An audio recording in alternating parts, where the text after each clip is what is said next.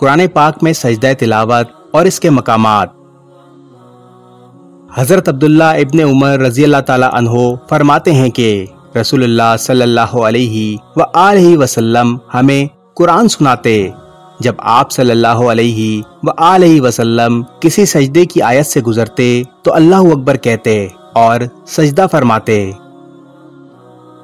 آپ صلی اللہ علیہ وآلہ وسلم کے ساتھ ہم بھی سجدہ کرتے۔ قرآن کریم کی ایسی آیاتیں جن کو پڑھنے یا سننے کے بعد سجدہ واجب ہو جاتا ہے، ان کی کل تعداد 14 ہیں۔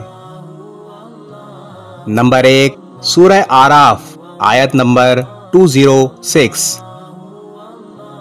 نمبر 2، سورہ رعد آیت نمبر 15۔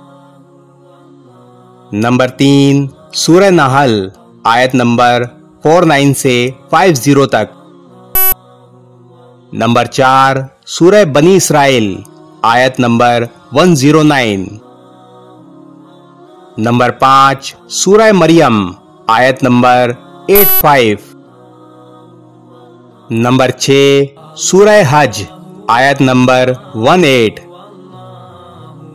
نمبر 7، سورہ فرقان آیت نمبر 60۔ نمبر 8، سورہ نمل آیت نمبر 25 سے 26 تک۔ نمبر 9، سورہ الف لام میم سجدہ آیت نمبر 15۔